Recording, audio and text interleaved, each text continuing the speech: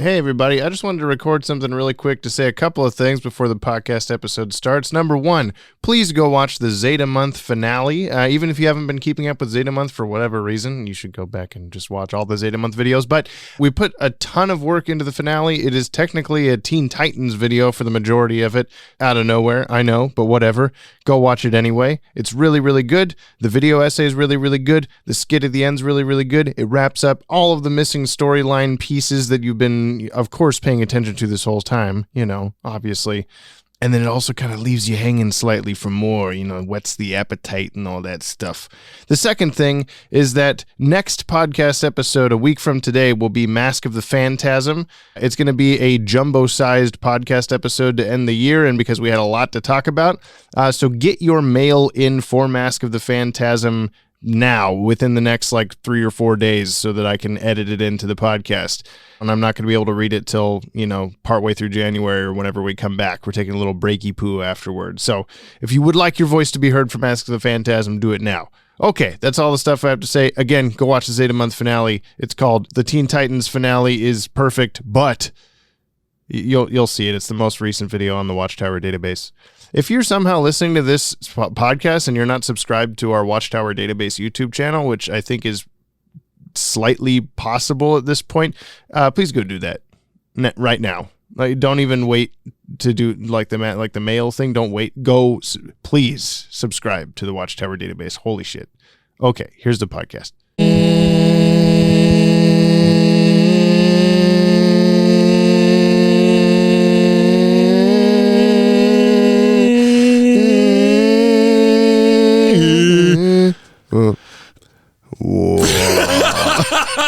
We're doing our vocal warm-ups like usual, like always. We always do that every time. Should we actually do vocal warm-ups? It seems like it's not a bad idea. La la la la la la la la. Me, me, me, me, me. Bri. We were making the same joke, but a different joke. Yep. Welcome back, everybody. Welcome back to Don't Jump on the Jack Black Wagon. Don't jump on the Jack Black Wagon. Jack Black Wagon. Yeah. Skittle wow, whittle woo. What you doing, Mrs. Jack Black? Jack Black. Oh, would you stop this? Shut the fuck up. Welcome back to Jump on the Bat-Wagon, where I show my friend Brian the entire DC animated universe from start to for now, for the very first time in the controversial airdate order, to view these shows the way human beings experience them in the far gone days of the 1990s. Is Dylan Pollock our friend? Of course. And I've seen all these shows a million times and know everything there is to know about the DCAU. Question me and die. I'm James. We recommend you watch today's DCAU episode before listening to this podcast to get the full experience out of our discussion. And I'm Brian. I'm Brian.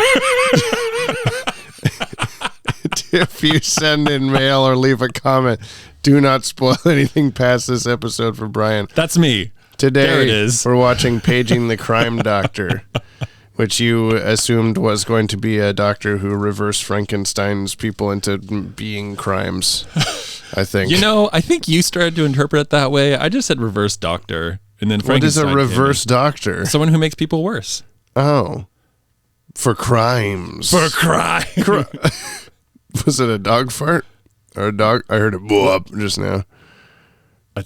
I mean, Rosie laid down. Oh, well. Dog fart. This is the 53rd produced episode and the 65th to air. It aired Friday, September 17th, 1993, 4:30 p.m. Fox. No skip days. Wow. Teleplay by Randy Rogel and Martin Pascoe. Okay. Story by Mike W. Barr and Martin Pascoe. Okay. Directed by Frank Power. Martin Pascoe. Yes. Can you enlighten me? No. Okay. Music by Shirley Walker. Animation by Dong Yang. I didn't write down what they had done before. Have we had them? Yeah, Martin Pascoe was on something recently. I forgot to write it down. Hang on. Martin Pascoe, DCAU. Okay? He wrote See No Evil. And then this. Oh, that's it? Yeah. Okay. Okay. He ended up seeing, and he did see the evil. Yeah. Do you think that we paged the Doctor of Crime? I think this is going to be like it's saying like, this whole like crime doctor or whatever, I think it's probably going to be the opposite of that. So it's just going to be, he's going to see a regular doctor. That's it. Batman's going to like walk into a hospital and be like, oh. There's a missing comma. It's paging the crime, doctor. I was just paging crime. Don't worry about it. Why is there like a hum? Do you hear it? I do. It's probably like a ground in the... Cool. It's so quiet. I don't think anyone's going to hear that. No, not until we point it out. It sounds like this. me. So watch the episode. Let's go watch the episode. Let's do it. And you too, listener. Thanks for listening. Thank you, listener. Listener for being here. Hey, wait. What?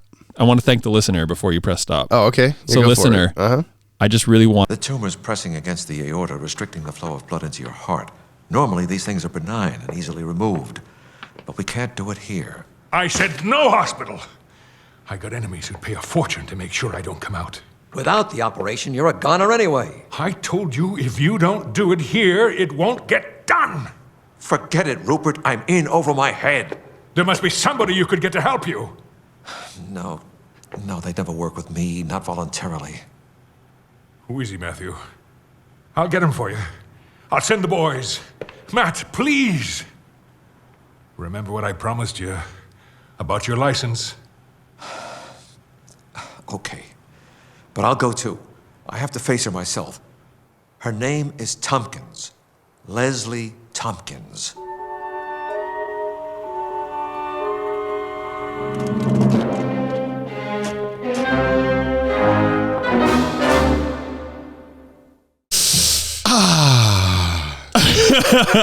What an episode, Brian. That was a breath of fresh air. It was a little bit of a palate cleanser from the Mad Hatter. Yes. Yeah. It wasn't like an amazing episode, but it was definitely a kick upward in the positivity of I'm gonna let you reviews. flounder. Keep going. Review good episode. Yes. What happened in it? Page the Crime Doctor. Tell me. Well, let me tell you. Call 861-BRY for all the details. That's not enough. That's not enough. We'll do numbers. it. Just call 861-BRY. Okay. It's BRIIIII. Okay. The page of the page crime, Doctor of Crime. Yes. And the official synopsis is Hate crime. Rupert Thorne, the baddie, his brother Matt, Matthew, Matty. He lost his doctoring license because he was helping his brother in nefarious ways because his brother was being a dick. He took a bullet out of his brother, I think. Something like that. I was slightly missing what that story was, but yes. Yeah. And he lost his medical license as a result and then spent his rest of his doctoring career in infamy in the shadows. The Shadow Realm. Shadow Realm. Of doctors. Dr. Shadow, they called him. He outright calls him my brother, the crime doctor, or whatever. I'm like, okay. He's just called that in real life or whatever. Yeah, it's kind of a weird thing, actually, when I think about it. So he, let me see if I can get my timeline correct here. He gets into a spat with his brother, Rupert Thorne, like basically has a pseudo heart attack, and turns out there's a tumor on his like heart or whatever. And he's like, brother, you have to operate on me. And then he's like, nah, I need help, but no one would help me. And then he's like, well, maybe except for this person that we really care about. Oh, also, that's a Kimmy. That is a Kimmy, but what is she doing? Oh, she's mixing. Oh. Anyway. I can see if she can. Maybe she's done. Hey, Kimmy! What? Are you done? Yeah. Okay. Thank you. I love you. Okay, where was I? Oh, so Batman, I left out the beginning of the episode where Batman fights laser guys on the bridge. Yeah, there's some He runs guys, as fast as a car. Batman runs as fast as a car on a bridge after some guys stole a medical laser, which becomes like Batman's arch nemesis over the course of the episode. Yeah, it's the Chekhov's surgery laser. Anyway, Matt and Rupert decide that it's kind of a hard one to explain. I'm not sure why. I don't know why. Yeah. I'm stumbling. I'm so sorry. I'm stumbling. You know what? I'll just wrap it up. How about that? Matt and Leslie operate on the brother, and then the bad guys are like, well, it's time to kill Leslie because that's what the boss said. And then Batman comes in to help foil, and everyone gets away. And then at the end of the episode, we get Batman / Bruce Wayne's origin story, except we don't get to hear it. We just see it being told out like an awful tease. Why would it be his origin story? Tell me about my father. Oh, well, you became Batman like this. I'm sorry, Batman's dad, Senior Bat. Senior Bat. He's responsible for Batman being born, so that's his origin story. I suppose he is, yes. The official synopsis. Dr. Matthew Thorne, forced into losing his medical license and becoming the crime doctor by his younger brother, Crime Bass Rupert Thorne. It says crime bass Oh yeah. Crime Bass Rupert Thorne. I like bass. Must perform delicate surgery on Rupert. He can't do it alone and kidnaps Dr. Leslie Tompkins to assist. Batman discovers Leslie's disappearance and rushes to track her down. In the process, we learn how Matthew is basically a good man. He's like sort of like he's like basically a pretty good guy. Basically, he's like a good man. When he learns that Rupert's men will ultimately kill Leslie, he goes against his brother to save her. The end. That was more synopt than mine. It was. Whoops. It was a decent episode. Yeah. It's kind of, I felt along the lines of our, like, it's never too late type of, like, wouldn't normally love this, but because it happened after the, like, Nothing Mad Hatter episode, it was like, oh, yeah, this was way deeper than good. Yeah, I could see writing and whatever. Yeah, I mean, it is good writing. Yeah. I could feel the, like, emotions I was supposed to feel for, like, Matthew Thorne being mad at his brother and then Rupert Thorne being like, help me or I'll be bad. You know what I'm saying? I do. I wonder what happened after. Like now Rupert's had like open heart surgery and he's going to be laid up for a while, right? I guess, yeah. Like did they like load him into this, like they're in some like random warehouse. They load him into the freight elevator. Like we're going to get you to your recovery. The elevator that moves 1,000 miles an hour. Yeah, that's the one. It goes in there 17, 18, 19, 20. I'm like, holy shit. It's just rocketing to the roof. I mean, there were still some weird, like, silly moments of animation, like the guy shooting at Leslie on the roof, where he's like 5 feet away from her shooting and missing every time, and she's just standing there. Or the guy shooting the laser at Batman, that he's slowly moving it across the room. Like, why don't you move it faster than that? Like you were saying. Yeah. Oh, he could have killed Batman if he just moved any faster than he was moving, or whatever. Maybe it's like a really heavy gun, and he's just well, even still, I don't know. For some reason, I thought there was going to be a scene where Batman, like, went home to take his medicine and fell asleep and missed something. But I guess that must be from a different episode, or I don't know. But you know what? I know they said, like, from the fall. So, sorry. Yeah. Batman gets a concussion. Yes. From the fall. So there... He got, like, his Batman ear broken off and part of his costume lasered, his cape or something. And then he, like, got knocked over the side of the bridge and landed on like a rail car or whatever coming across. Yeah, cable car. And somehow him just landing on that gave him a concussion. Well, no, see, this is my question. He got lasered in the cowl. Yeah. And was like really roughed up. The cape and cowl. He got shot in the cape and cowl. Maybe it's conspiracy. Maybe it wasn't him at all. Yeah, anyway, so he gets that, like his like bat ear gets cut, and then he's like stumbling around like he had a big injury. Yeah. And I'm like, oh, so that's why he like collapsed. They cut part of my brain out. That's what part of my brain's in my ear. But my like bat ear. we see a Band-Aid on like his temple later on, but like that's never addressed when he goes into Leslie's office. There's no mark or anything. Yeah. Like that silent little boy pointing at the wall. Like you wouldn't be shouting like, "Mommy, Batman, Batman." It's just I can't express silence on the podcast. He's just pointing and saying nothing. And he's like, "Yes, dear, let's go." I mean, she wouldn't say that.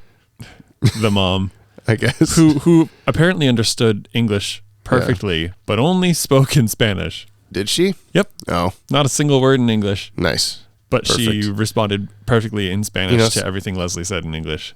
Maybe she's just good at some things and not at other things. She's a really good listener. Dr. Leslie Tompkins, you said you liked her character. You said you were like, I love her when she's like talking back to the mob boss people. You think you can just push me around, you sons of bitches? I'll knock your brains across the street or whatever. You're like, I love her. Standing up for what's right. Well, she's just so like no bullshit, and I like that about her. You know, she's like, I'm out here to do a good thing and fuck everybody else. And I think this is the first time we've seen like her, or like the first time where she's really like given any sort of context clues of, other than, well, what episode was it where was a Appointment in Crime Alley, I think, where she like joins Batman Appointment with the crime doctor. with the crime doctor alley. Batman putting the roses down on the ground and she's like there with him. Yeah.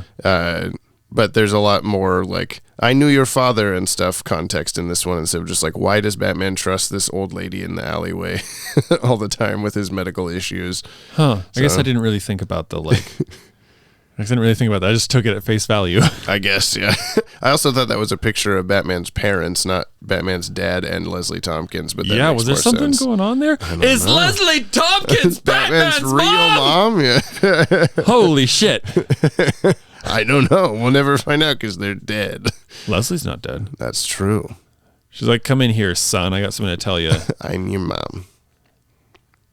Dr. Leslie Momkins.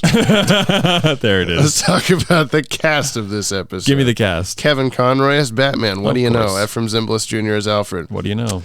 Roger Bumpus as Hoffman. Who's Hoffman? Was that one of the thugs? Maybe. Was he? What other characters are in this episode besides the main people? Oh, the child. the silent child. He's the voice of Dr. Light in Teen Titans and Lego DC Supervillains, Professor Membrane in Invader Zim, which was like the dad scientist, the kid. Oh my god. Turnbuckle in Treasure Planet, who's the like snail pilot dude, and he's Squidward. Oh, just to wrap that out, Squidward is Dr. Membrane. Yeah. Are you kidding me? No kidding. Wow. But I'm trying to remember who he was in this episode. Who the fuck is Hoffman? I don't know. But I don't think he was one of the thugs. I don't know. Yeah, whatever. I wrote down that his first IMDb credit is it doesn't say what character he was, but he was in National Lampoon's Disco Beaver from Outer Space. I'm sorry, what did you just say to me? I need to find out what this movie is about. Disco Or do I? Beavers from space. From Outer Space, yeah. Joseph Campanella as Matthew Thorne. A bunch of 50s through 80s movies I've never seen, mostly serious dramas, but he is also known as Dr. Kurt Connors / The Lizard in the Spider-Man animated series from the 90s. Which he is now in our list of like Batman the Animated Series actors that voiced villains on Spider-Man the Animated Series. Yeah. We got Matthew Thorne Lizard, we got Hobgoblin Joker, we got Dr. Octopus Alfred, and we got Green Goblin Ratso. The last one's pretty thin there. Yeah, but it still counts. Yeah. Linda Dangsil as Woman. I think that may be the woman in the office. That might be the, yeah. George Zunza as Chubb. It's the guy that got stuck with the needle. Yeah. He was the ventriloquist, and G. Carl Francis in The Laughing Fish. Yeah. Gary Kroger as Beecham. The only thing that I could find that was notable, he had barely any credits. He was on SNL, an SNL cast member from 1982 to 1985. Oh. But I don't know that name or his face at all. Diana Muldaur as Leslie Tompkins and John Vernon as Rupert Thorne. And there you go. Sweet. Here's some trips for you. Bring it. A goon named Mason in It's Never Too Late looks identical to Beecham here, who is the like middle part guy. With the weird Like, are those grease hair lightnings? Yeah, it's like John Travolta-ish looking dude. But he's got like greasy lightning bolts in his hair. Yeah, he does. Yeah, I guess. I don't know. Mason was ironically on Arnold Stromwell's side against Thorne in It's Never Too Late. Similarly, the orderly who Batman struggles to fight slightly resembles Lucas from Prophecy of Doom. It's the guy that he fights on Nostromos's like catwalk above the planets. That guy that was shooting a laser at him is like the same character model. The scalpel There's a bunch thrower. of reused character. Yeah, the scalpel thrower. I thought he was going to have him between his fingers like Wolverine claws, but he's just instead using them as throwing knives. And I was thinking like, I don't think the like physics of the scalpels would actually like spin like a tomahawk or whatever. It just has like wouldn't it just like fall? It wouldn't stick into anything. I don't know. I guess we'll have to find out. Let's try it. I think the thing for me is like, Homeboy would have had to have practiced. Yeah, he does that in a his off time. lot because he's like sticking every single one, and like, you know, we've got some like, we're out here in the country in a big bus, and we got ourselves a stack of logs that we throw hatchets and we throw throwing knives at, and sure, dude. let me tell you, it's not every day that you stick every single throw, let alone a scalpel in a hospital under pressure. Yeah. Under pressure. No. That's all I have to say about that. Thomas Wayne's note to Leslie in the yearbook misspells Leslie as instead of Leslie, Lesley. Oh, really? Idiot. Thomas Wayne, illiterate man.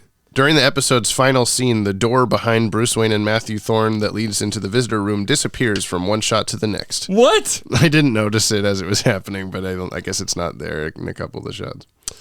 While at Leslie Tompkins' home, Bruce Wayne picked up the Caduceus.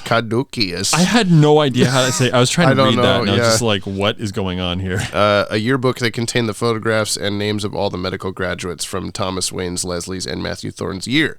The book had a Caduceus sign on it, but with only one serpent instead of the traditional two. The Caduceus, I'm just going to say it that way, Caduceus, I don't fucking know. Caduceus. It was the traditional symbol of the Greek messenger god Hermes, was a symbol of alchemy and pharmacy in medieval Europe. Sounds like some pagan shit to me, doctors. It was adopted as the symbol of the U.S. Army Medical Corps in 1902 at the insistence of a single officer who had confused it with the real symbol of medicine, the rod of Asclepius, otherwise known as the serpent and his staff, or serpent and his cock.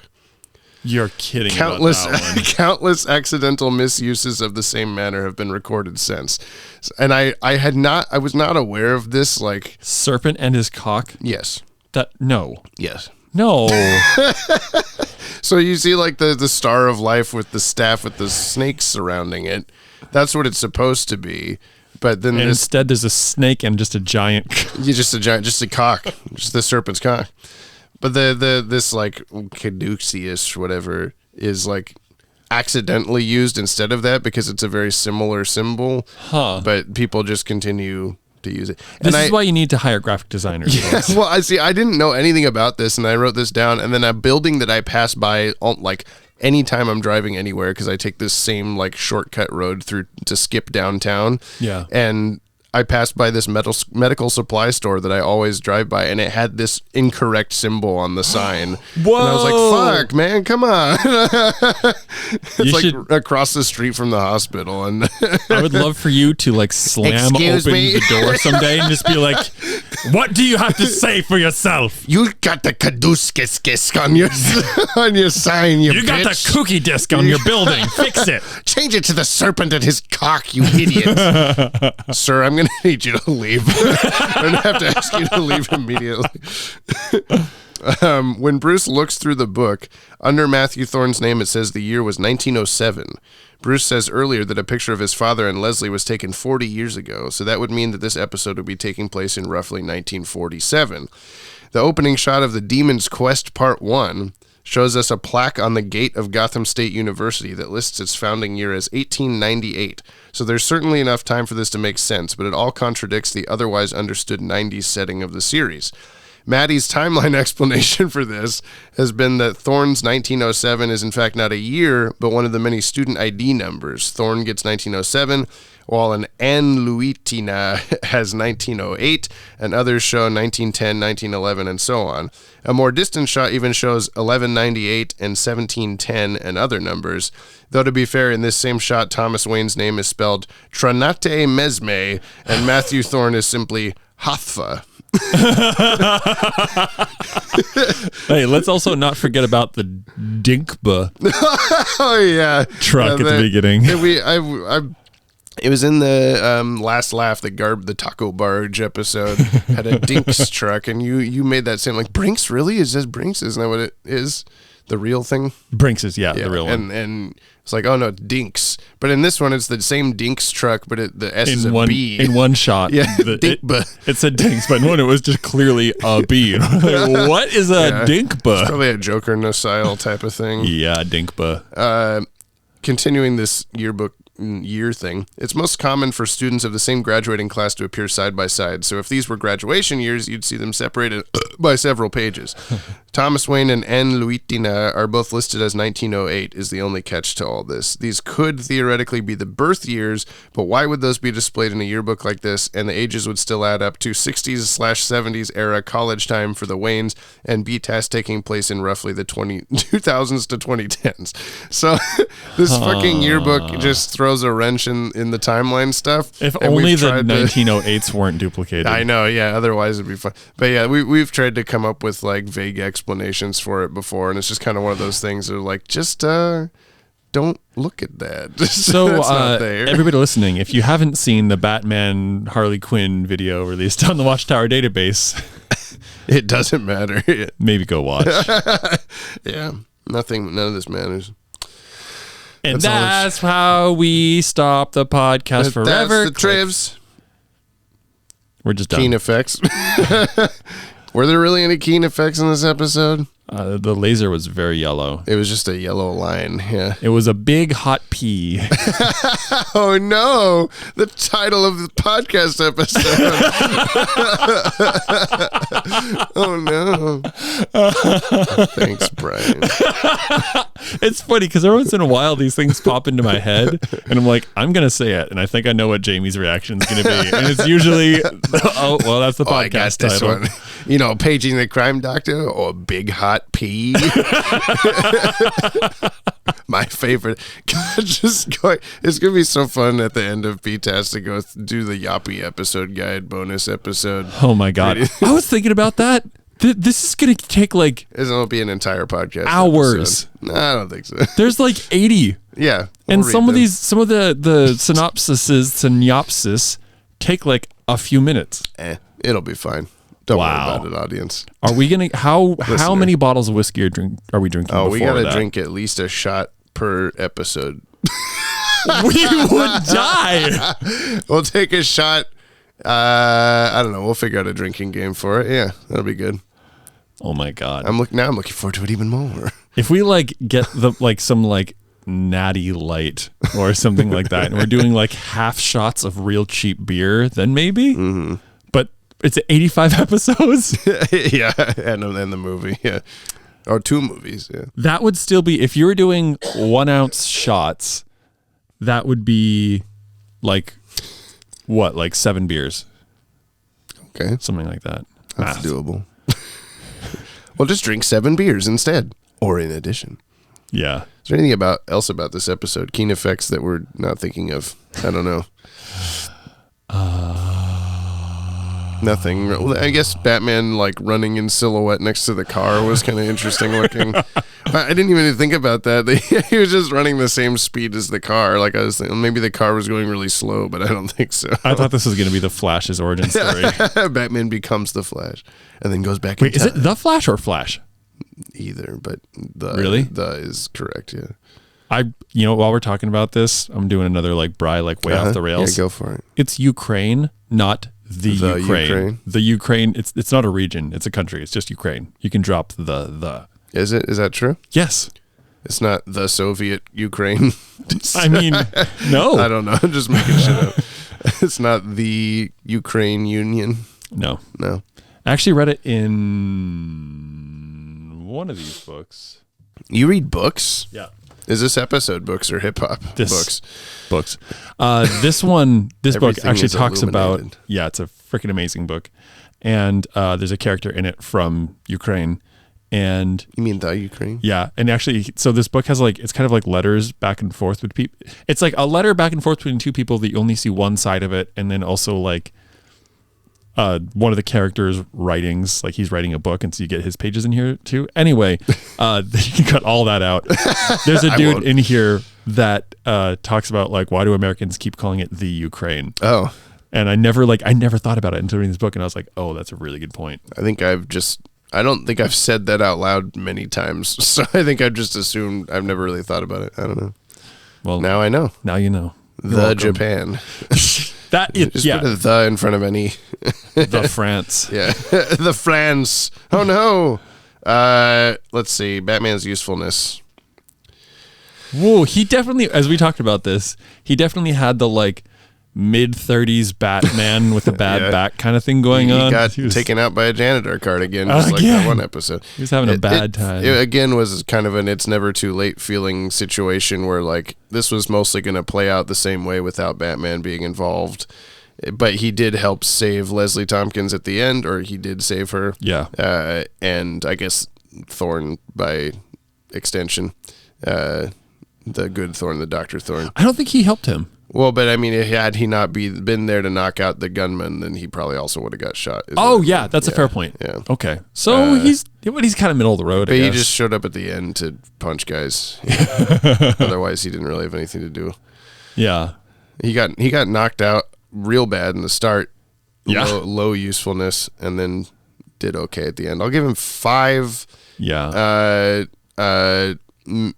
pills to take every 4 hours and sleep all day out of 10. I think I'm going to go the predictable route here. At least it seems predictable to me. I'm also going to give him 5. I think that's a good call. 4.8. Yeah, 4.8. Dangling bat ears. Oh, no. 4.8 Dinkba cars out of 10. Good. Thank you. Dinkba. Top 10, No. bottom 10. No. No. Hell no. This was fine. It's a high middle of the road. Yeah. Hi, puffy, amiyumi. Did I just say garbled nothing Yes. at you? Oh, okay. Yeah. That was a 2000s cartoon on Cartoon Network. It's called what? It's a musical duo from Japan. And it's called Hi, puffy, amiyumi. They did the theme song for Teen Titans, and then they got their own cartoon. wow. Everyone that's listening knows what I'm talking about except you. Neat. Neat. I think that's all we have to say about Paging the Crime Doctor. I thought the title card was really spooky. That was good. Spooky. It as was very heck. like creepy and oh god. Yeah. Joseph Mengele, and then it was just like, oh, I'm a guy. It was that was Any cool. doctoring that he did, I guess it probably would have been way too grotesque for there to be like him actually doing what you kind of predicted or whatever, of like doing like disgusting like creepy doctor stuff. There's a more recent Batman villain called Professor Pig, who is just like a gross big dude wearing a pig mask, and you can like never see his face, but he's like all scarred and stuff underneath. Oh. And he just like chops people apart and reassembles them in different ways and does disgusting creepy doctor stuff. But he's a professor, not a doctor? I don't know. He just calls himself that. I don't think he's Aw. either. Oh, okay. I don't know much about him. I just know that he's like one of those like could not be on the kids show kind of a type of character. He is in one of the Batman cartoons that's more recent, but I don't think he's nearly as grotesque as his comic book counterpart. Got it. But what I'm saying is like that kind of thing. If the crime doctor was doing that stuff based on the title card, it seems like he would be a guy to do that kind of thing. But instead, he's just like, he's actually like a good person. I don't want to be doing this. I just want my license back for an accident or whatever. And So I guess my prediction was very wrong. yeah, you suck. Nice. You get Clayface and his face is melting off 100% accuracy. And then you get, well, we can't win them all. Paging the synopsis guesser correctly. It's okay. Doctor. Okay, we're going to go to the future and do mail now, yeah? Okay, let's go to the What? future and do mail now. Why'd you make that sound? What? You keep doing. Are you okay? Yeah, I'm fine. Oh, okay. Let's go do the mail. Why did you do that sound? I'm sorry.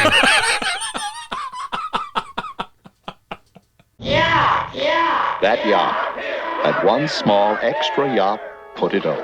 We drop What we drop? our weekly yacht Yeah, those. into Just the wanted to accentuate the other comments thing. box. There sure was a lot. Now Jamie's mad. Too bad we're all At least I am. just Dylan Pollock.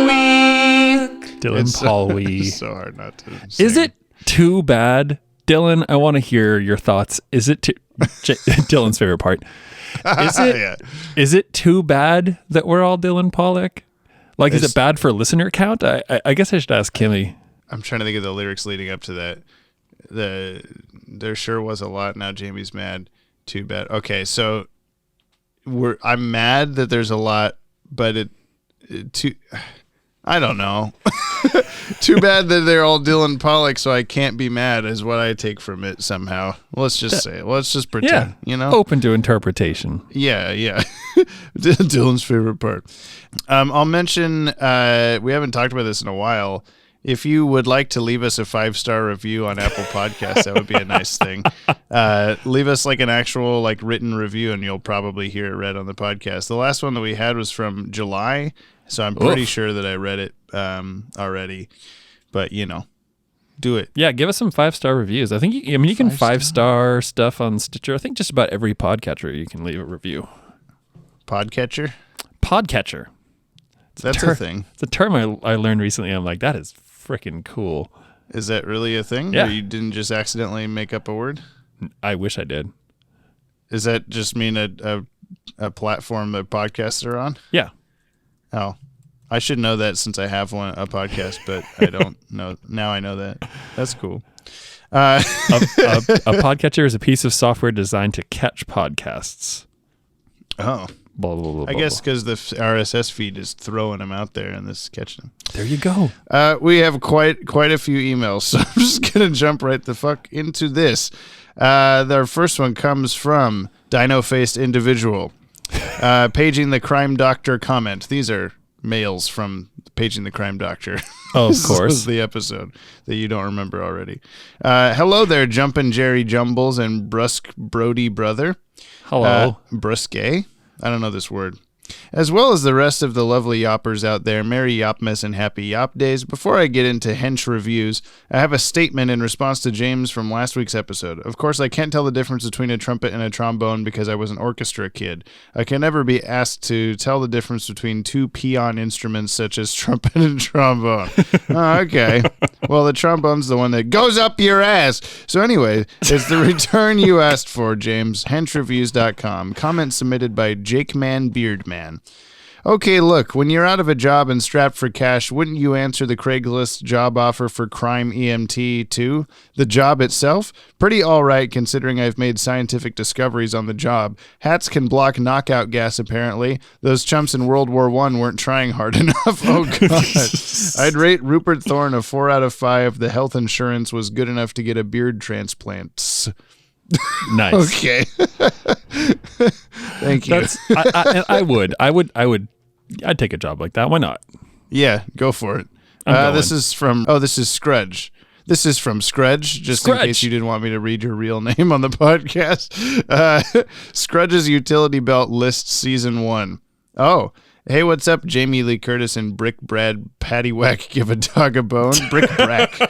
This is Scrudge. I had some technical difficulties posting the utility belt list in the comments, so I figured it would just be easier to send it as an email attachment. In this email, I have the full list for B-Test Season 1. I'll send the subsequent seasons as replies to this email, assuming that's the best way to do it. Let me know if there's any issues. I can't open it on my phone, but I will open it on desktop later. Thank you for that. I do still want to do my video in the style of like a I don't know, crime documentary or something of me like hurriedly going through episodes and like feverishly dying as I'm doing it, like trying so hard to, well, which pocket did he pull this out of? Was the battering just came out of his ass? Oh god. Like I have no way of telling, but I like having this as the backup to kind of check my work against. So thank you. Yeah, that's amazing. You're gonna have to forward that to me. Yeah, I'll have to show you later. Pedro Enrique. Greetings from Brazil. I think this is a new one. Hello, James and Brian. My name is Hello. Pedro Enrique. At Pedro HBL in the comments. Though some of my English-speaking friends used to call me Peter, so say whatever's easier for you. Oh, thanks for giving me the out. As a kid in the early 2000s, I watched the DCAU through Static Shock, Justice League, and Justice League Unlimited, so I've always had a big gap in my knowledge. I always try to find a companion podcast to watch a show, and you guys are perfect. You've made watching BTAS a blast, nice. even when watching the ACOM episodes. Oh, right. I'm a bit ahead. I'm already on season 1 of Superman the Animated Series. Seriously, thank the both of you for cultivating such an open and warm audience where everyone seems comfortable enough to talk to you guys.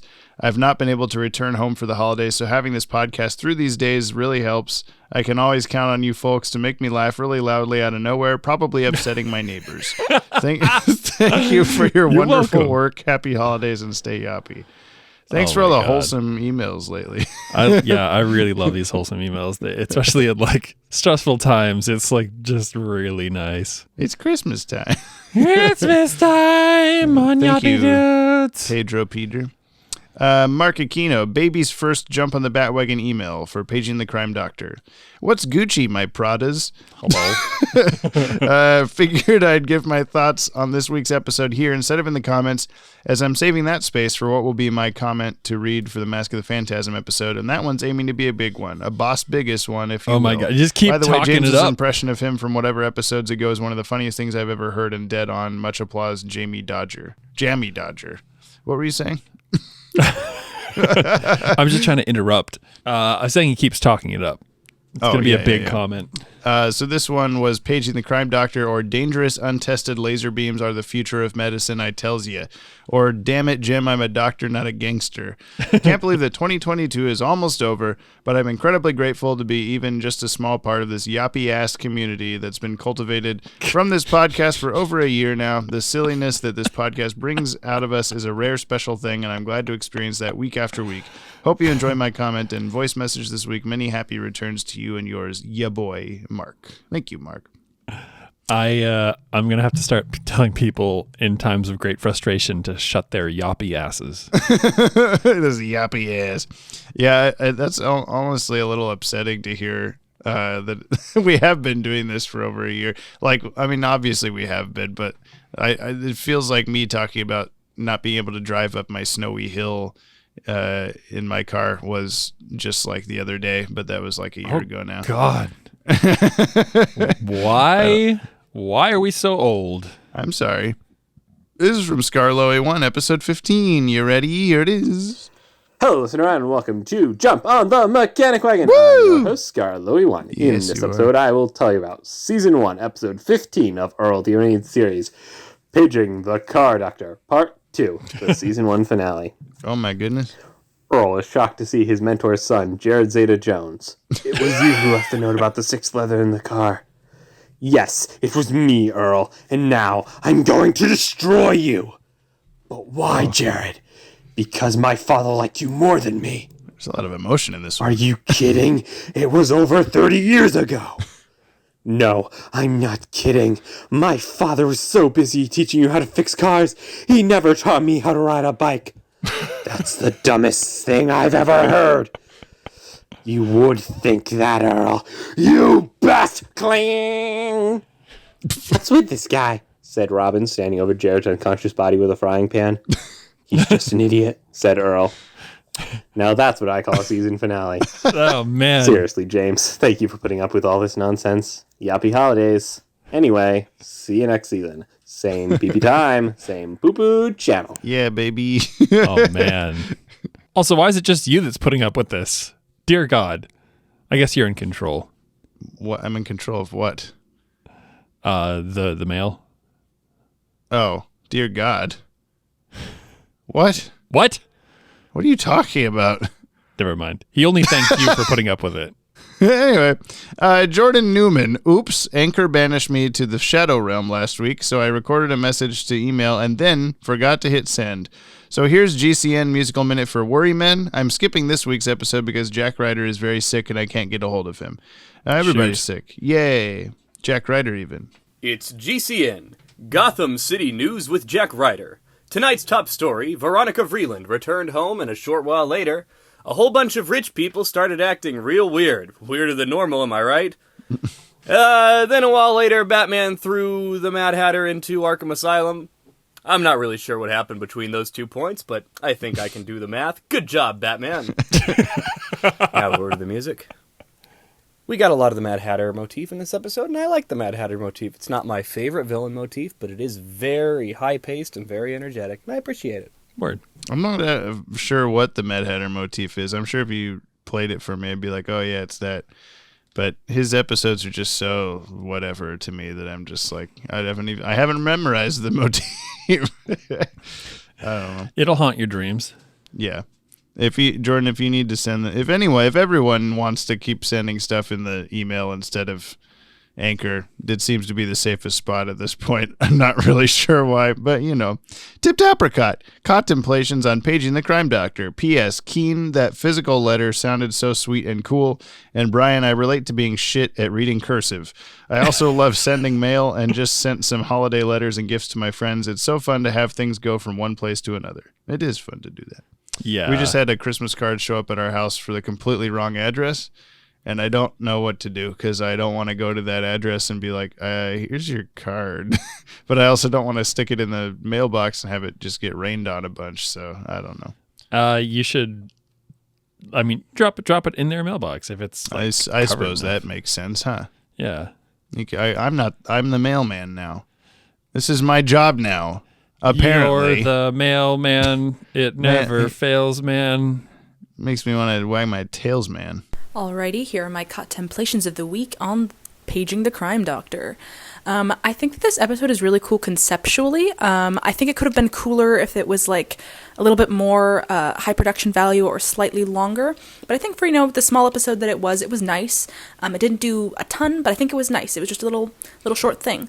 I appreciate the dilemma, the hostage situation, the doctor dilemma, and I really enjoy Leslie's relationship with Bruce in BTAS, and also the fact that he got to learn about his dad at the end. Even though the doctor doing that is kind of an idiot the whole time, working for a crime boss and not expecting crime boss things to happen. But yeah, it was okay. Not like a great episode, but okay. I hope that everybody's finals went well. That's so much. I'm not in college, and I'm not going there right now, or planning to, but I hope that you guys all did great on your tests, and that you're able to have a lovely December, and a lovely rest of your new year. Yay! Yay! Yay, indeed. Yeah, I hope the finals went good for everybody. Also, that comes to mind, thank you, Tipped Apricot and Scarlowy and everybody else that sent in that might be listening. Zeta Month videos and stuff. Bring back Zeta videos. Hope everyone caught the Zeta Month finale that's not Brian. And I almost told you to watch it, and I realized there was like maybe 2 sentences in the video that I'm like, he really shouldn't fucking hear that. Like, I just want you to be able to watch our videos, but you know how it is. Dude, I legitimately miss watching your videos. Back when I was just a helpless young child and was able to... I should have made you sign a contract or whatever that's like has a stipulation of like, you will not be able to watch any Watchtower Database videos that I don't show to you and fast forward through bits you shouldn't see. It is what it is. Someday we'll be done with this podcast and then you can watch everything ever. Jamie, I'm not gonna... I know. Keen Machine, paging the crime doctor. Greetings, James and Brian. He said my name first this time. I enjoyed this episode because it's a great narrative that shows how crime affects everyone around it. Plus, I love Leslie, and this is a great showcase episode for her. This and Appointment in Crime Alley are both nice explorations of the greater world of Gotham. Glad you got my letter. Keep it keen. No, thank you, Keen. No, we did get your letter. You're welcome for getting your letter. Yeah. This is Scotty Cameron. This is the last email that has come in. The long-awaited appearance of the crime doctor.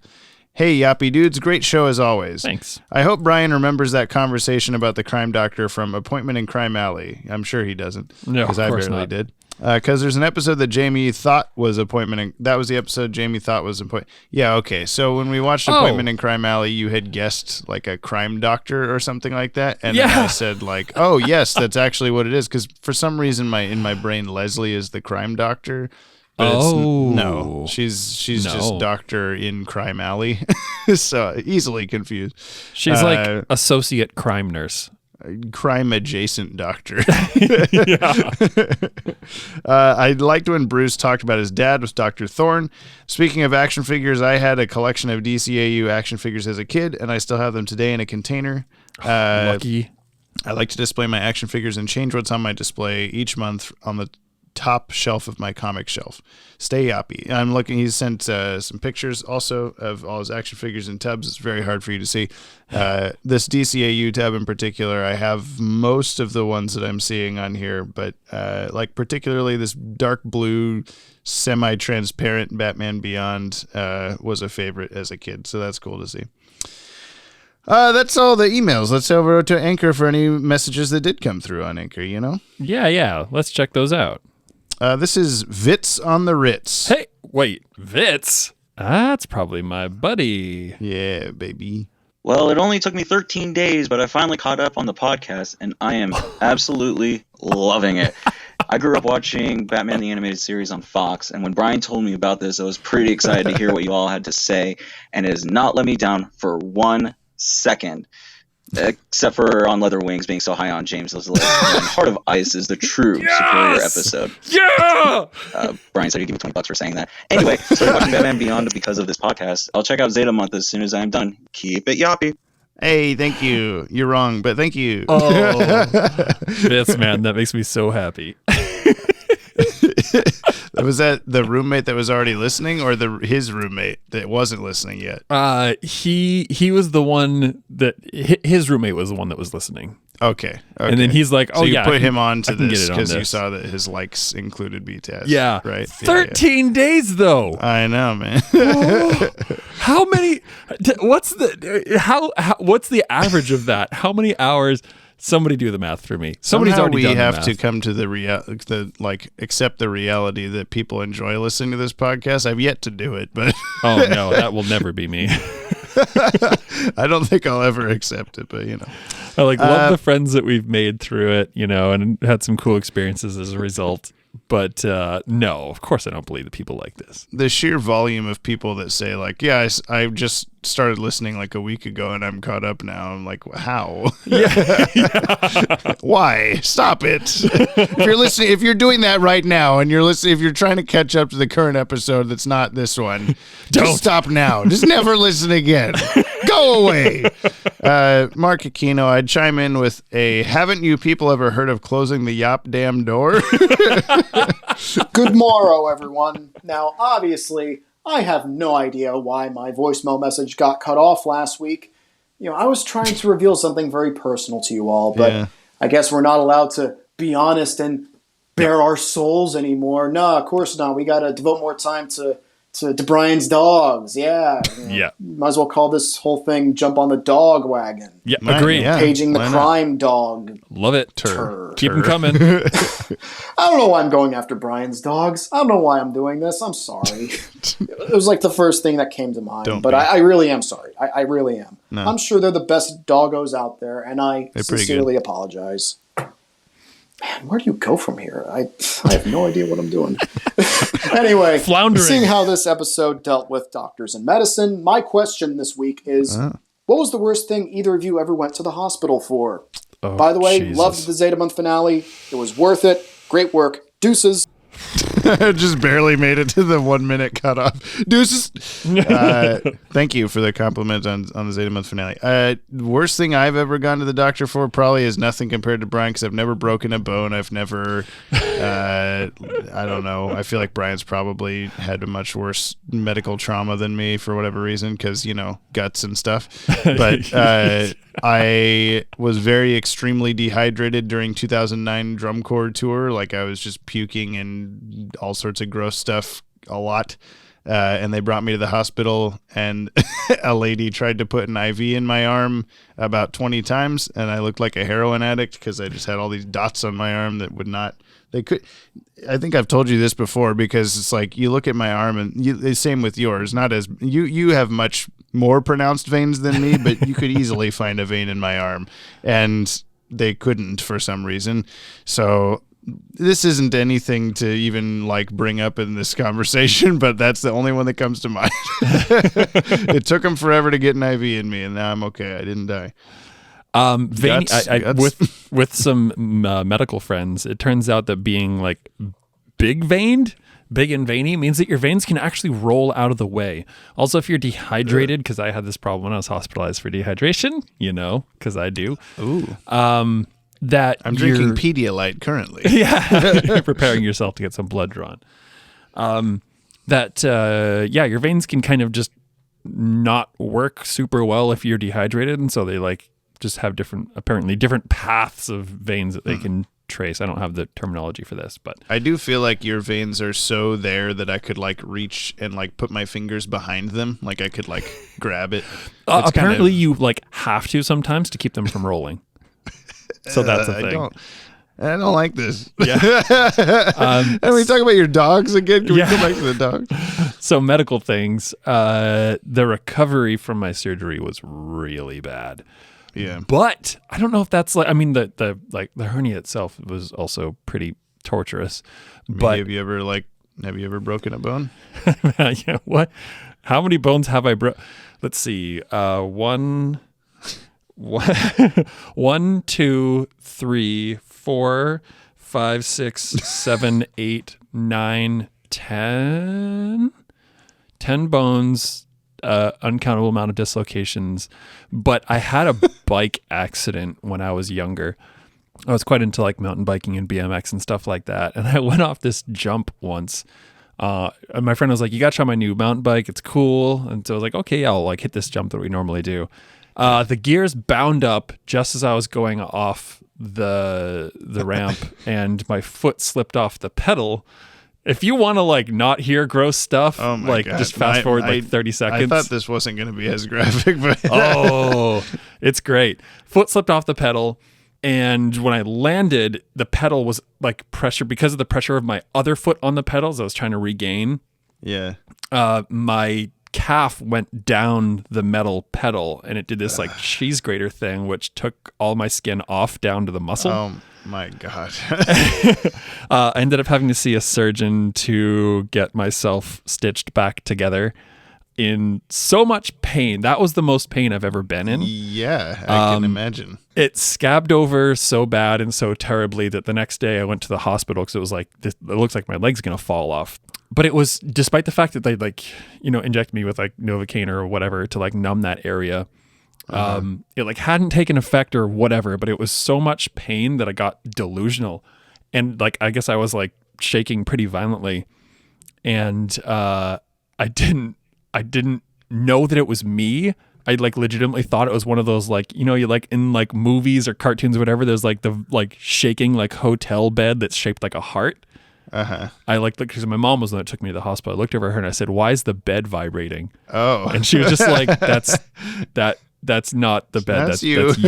And I just couldn't conceive. It was that like they talk about like blinding white pain. Like that was intense. You must have a scar there. Yeah, and no feeling when I press on it, like rubbing up and down the scar. I can feel like my muscles and stuff like around it about like an inch or so on each side of my finger, but I can't feel where my finger is.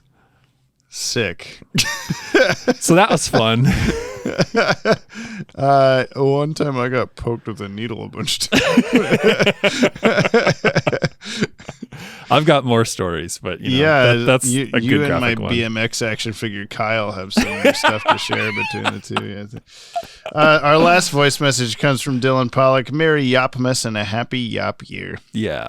It's time for the Thoughts of the Week from Dylan Pollock on Paging the Crime Doctor, or The Waiting Room of Injustice. Isn't Dr. Tompkins a psychiatrist? Maybe I'm just misremembering, but there's a spoiler for how she helps someone recover from some trauma, something, can't say because Brian.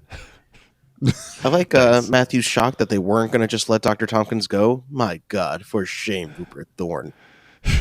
Batman gets his ass kicked in this episode by several random thugs, much more than we're used to, so that was weird to see.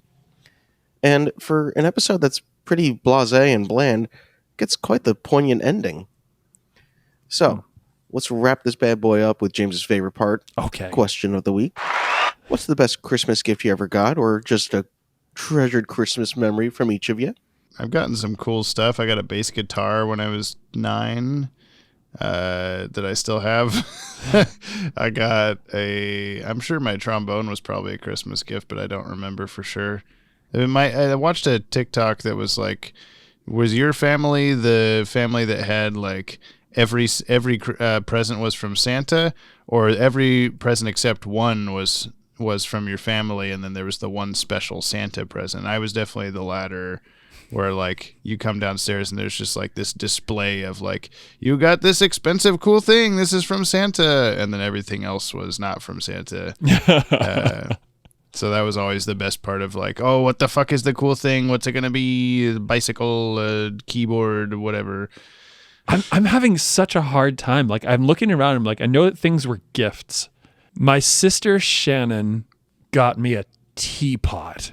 That was always a good one. That's one I still use to this day, actually. Oh, the one that you've served me tea in several times? Oh, probably. The one that sits on a little boiling pad? That's the one. Okay. That's cool. It's supposed to be That's for like a tea light under there or something, but I've never actually done that. But yeah, something in view that I'm still like really admire is, and I'm sure you've seen the Kimmy did this like massive art project for everybody in this house we lived in California, where she just kind of drew like fanciful pictures of everybody. And it's a picture of me, like, again, like Dr. Horrible style mad scientist, but like kind of in a dark room. The thing that I think is like really coolest about it, and I feel like I got the best one, is that it kind of creates this lore. There's like the picture of me like holding up some film, and in the background there's every other portrait that she did for every other person in there. So it's kind of like cool. It's kind of like this whole you're developing the rest of them or whatever. Yeah, something like that. So I know I always thought that was just super cool. I don't think I've noticed that detail before. That's pretty cool. Yeah. Last thing we do, this is comments on the Worry Men or Batman got bald in the back. Which you haven't been keeping up with the episodes, so like you're like, what the fuck was that a reference to?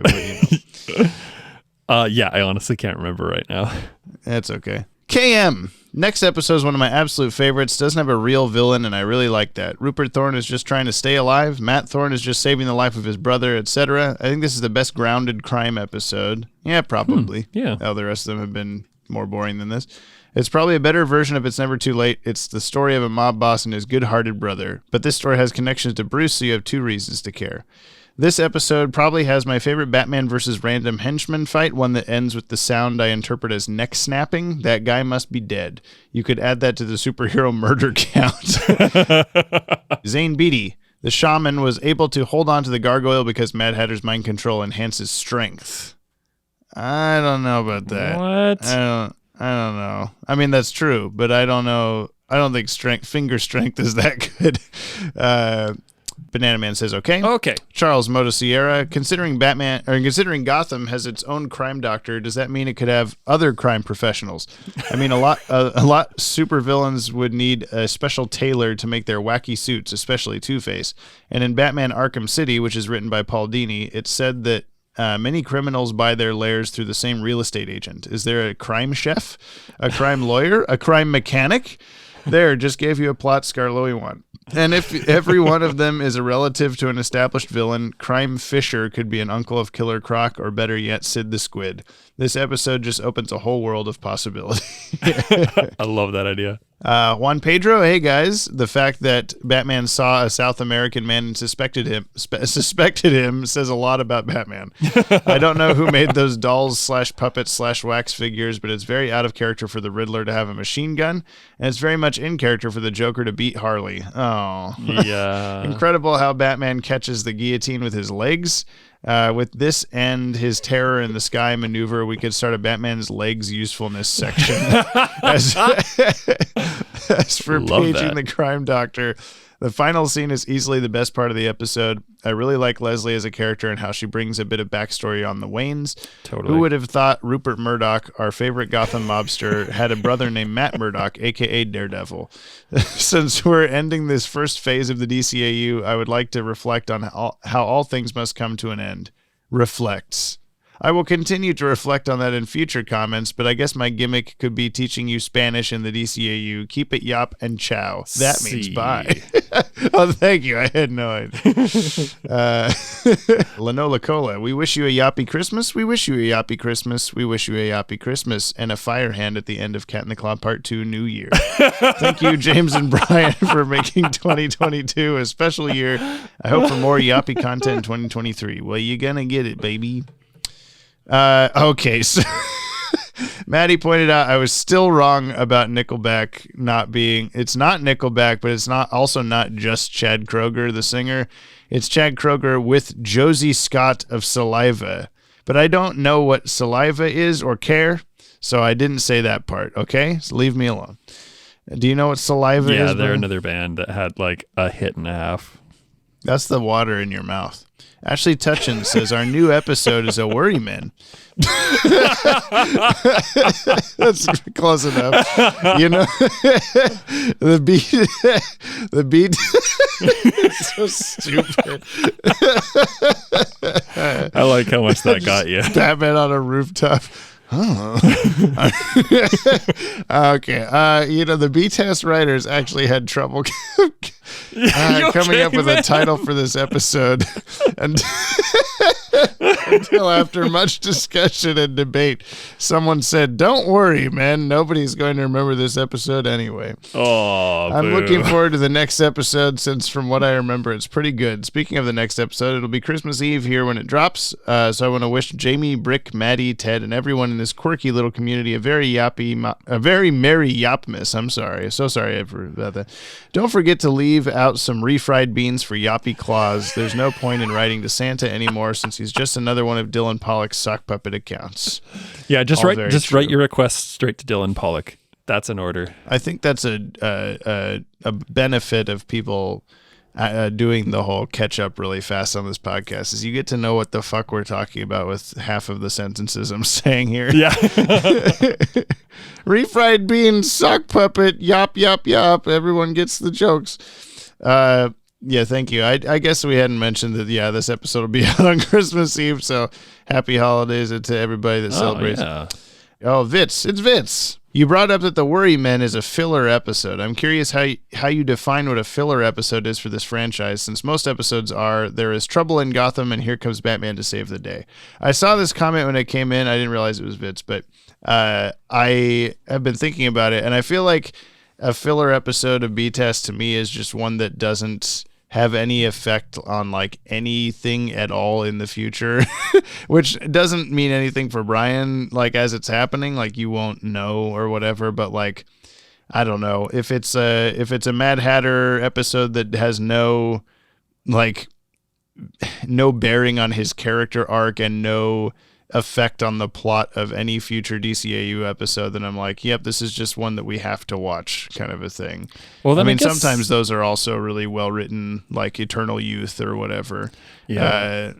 But I don't know. I mean, I guess that the question does still kind of stand then, or at least the point that they are mostly filler episodes. They might be, honestly. There might be more B-Test episodes than not that fall into that description from me, but I don't know. I feel like I could probably, like Maddie a long time ago, maybe a couple of years ago, wrote out like a list of the like DCAU series finale episode essentially, and what you would need to watch to understand that episode, and then what you would need to watch to understand those episodes, and like continuing to backtrack. Interesting. And so it would cut out any episode that was not like canonically essential. So I feel like anything that's not on that list to me is just like, I don't know, I guess a filler episode. But I still like a lot of them, so I'm not using that as like a negative term or anything. But I think last time I used it negatively for Worry Men because we were just like, whatever. But I don't know. Batgirl Fangirl, who has changed their profile picture to Batgirl with a Santa hat on. So cool. Page in the Crime Doctor. Stat. I'd love to be able to run like Batman at the same pace as a speeding ambulance across the beams of a suspension bridge. Yeah. Got visions of Bruce in London practicing on Tower Bridge before he became Batman with Alfred looking on. I don't know what's more convenient, Batman landing on that cable car or the surgical mask having Rupert Thorne's company name and address embroidered into it. Wow, that surgical laser has such a long range. You could do surgery from over 1 kilometer away. Not very accurately, probably. I like this one. Then again, I like them all on some level. The music stands out as good. I like the transition from Matthew Thorne looking down over the side of the roof to appearing in his cell. Yeah, that was a little. I don't think we brought that up. But yeah, did we not? Like, the background fades in, and then he is like in a different room all of a sudden. Like yeah. Wow, we didn't talk about that. Transition. Whoops. No, I don't think so. I think we just mentioned as it was happening, like, whoa, what am I looking at? But I've read a few stories in the DC featuring Matthew Thorne. This is by far the best interpretation of the character. I didn't even know he was not original to the show. In the comics, he's a generic bad guy with a doctor gimmick wearing Elton John's star glasses for some reason. That sounds great. Interesting. Brilliant messages, Keen, Dino, Carly, Scotty, Scarloey, Mark, and Dylan, and that letter from Keen was so lovely. Super sweet. Keen podcast as usual, guys. Sorry for my absence last week. I was unwell, but your podcasts and videos picked up my spirits to no end, and I'm so looking forward to Mask of the Phantasm. 5 stars and 5 conveniently labeled surgical masks. Thank you. Thank you. Kate Tastic, it's going to be my birthday in a podcast what? It's going to be my birthday in a podcast in a few days. Okay. Happy birthday. Oh, like in a week and then some change? Yeah. Mark Aquino. Okay, I wanted others to go first before me as an early holiday gift from me to them, and also because I wanted to redraft a different comment. I was under the impression that Mask of the Phantasm was next, and I was wrong. So much that I spoiled my big comment for it. This is on Twitter. He posted, me feverishly writing up my Mask of the Phantasm comment for next week, and I'm like, that's not next week. The Worry Men was a whole bunch of nothing, to be quite honest. Not the worst Paul Dini script, but not his best either. Still, I'm a sucker for his dialogue, and it's always welcome regardless of everything else. The animation from Dong Yang was just okay, nothing to write home about. Sounds like a filler. Hopefully, by the time this gets read, the Zeta Month finale will be out. Yes, it is. Go watch it, everybody except Brian. Yeah. And I want to congratulate the Watchtower Database team for a job well done. This is had to have been a gargantuan challenge for them, but they pulled it off, and they should be proud of themselves for it. Thank you. I am. It is a very good video. Big bus bear hugs to the #1 podcast hosts of the multiverse, Jiminy, Jillikers, and Bubble Tea. I'll take it. Also, shout out to Maddie and Ted for the work they did on Zeta Month as well. Praise to our Lord and Savior, Dylan Pollock. Love your podcast, dude. Keep up the great work. His loyal disciples, Scarlo, One Batgirl, Fangirl, Scotty Cameron, Wency 209, Tip Tapper, Cut Keen Machine, Scrudge, Banana Man, Austin Trousers, etc. All the awesome sauce listeners of this Yoppie community of ours, you're all the best. Never forget that. Hope everyone is having a safe and happy holiday season. And for those who need to hear it, you matter, your life matters, you are cared for, you are loved, and it's never a bad thing to ask for help or a listening ear. Until next week, Smoke Bomb. All very true. Damn, that's wholesome. Yeah, absolutely true. Thank you. This is good stuff.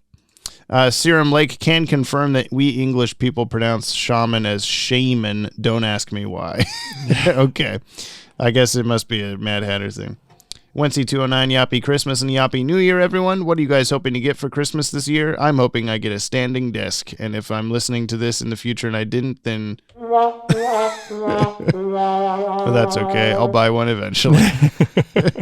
Or I'll build you one. Oh, yeah, that would work. Lastly, we have Scarloey 1. I want to be the first to tell everyone Yoppie holidays. Nice. Thank you. That's all this stuff. Let's go back into the future and be done with this. Okay, yeah? Let's do that. I guess so. Hey, we're back from the future. And Brian's still laughing at the thing that I cut before. Oh, no. Did you cut it? I cut somewhere in the middle of your laugh. Yeah, I'm sure I did. Oh, I see. That's what you're saying. I thought you were going to cut that. No. That was just so meta of me. Here we are. I'm funny. Yeah. Brian, the next podcast episode, we're watching Batman Mask of the Phantasm. Finally. Oh, my Wow. This is the first DCAU movie. For real. It's not, dude, where's my Batmobile? Yeah, which 'cause that does was- not exist. Fuck that. Yeah.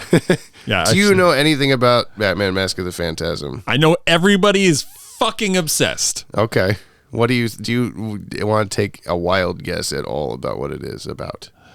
It's super predictable guess, I guess, is going to be that there's going to be some kind of phantasm-y bad guy and he's wearing a mask, or he's some kind of unknown bad guy. What is a phantasm-y bad guy? What does that mean? Like unknown, aloof, like Okay. maybe he's doing bad things and people like don't know who's or why, what's happening. Like, oh, he's a phantom or phantasm or something like that. And maybe his mask is like left behind at a point, or Batman gets it and he puts it in the computer and he's like, it's Rupert Puts it in Thorne. the computer. Yeah. Did I not say Rupert Murdoch once during You this didn't. podcast? Nah, you have. Oh, hey! Well, I'd look forward to you watching this movie. We're going to watch it with some of your roommates, and we're going to have them experience it. I'm going to yell at them if they spoil things for you. I think Adam would be the only one who would be able to spoil, and I don't think he will. Especially if you pull him aside at the beginning, you're like, do not say no shit. spoilers. Yeah. Do not say one shit to Brian. But yeah, so I expect next episode to be quite lengthy. Because even if I didn't have 8 pages of trivs, That's right. I remember it would you said still that. probably be quite the discussion. So, yeah, tune in next week for Batman Mask of the Phantasm. We're going to finish out the year with Batman Mask of the Phantasm. Wow. Is that our last episode of the year? It is. My God, how time flies. I know. If you want to reach out to us, like the fire hand at the end of the Cat in the Claw Part 2, you can email batwagonpod@gmail.com. Thanks for setting that up, Brian. I didn't have to do something. Brian did it for me. That wasn't a dig at like, oh, fuck Brian for never doing anything. That was just I do it most of the things, you know? I mean, you got the order in front of you. I can't be expected to remember things. The order? Yeah. I need 2 cheeseburgers. You got no lettuce. One of the 2 cheeseburgers, make without burger meat. You know, on the way here, I got Burger King because I'm me. Oh, buddy. And That explains last night. No, yeah. It just explains my life. And I ordered a chicken junior or whatever, the like value menu chicken sandwich. Okay. And they're like, oh, we're out of lettuce. Is that okay? And I'm like, is that okay? Like, no, but I have no choice. So I still got it. And then it was just bread, mayonnaise, chicken patty. Not a good idea. I don't know what the lettuce does to make it so much better, but it does. Wow. So you, a vegetarian, I would recommend not getting the chicken junior. Just the lettuce then. Yeah, just get lettuce. Oh my God, that's but a if they're good out idea. of lettuce, what would I do then? I don't know. Oh my God. Subscribe to the Podtower YouTube channel for new DCAU podcasts every week. This podcast is out every Friday. Don't you know it? Every single Friday. We've made this anyone joke tell you 3 or 4 times otherwise. today. Yeah, baby. And today is the same day we've been recording the last 2 podcast episodes. That's how it works when we're together, you know? Together again for the first time. You don't know that Paging song. the doctor of crime. Yeah, that works. Okay. Thank you. See you next week for Max of the Phantasm. Goofy's son Max of the Phantasm. What about my son Max? Oh, Maxie Zeus of the Phantasm. That's the one. That's your dog. Bye. Bye. Bye. Bye. Why did you make that Bye. sound? Whoop!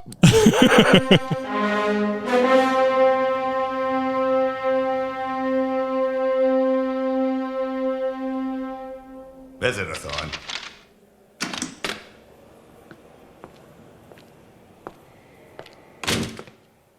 Bruce Wayne, Dr. Thorne. Thomas Wayne's son. Did you get my letter? Yes. Thomas Wayne.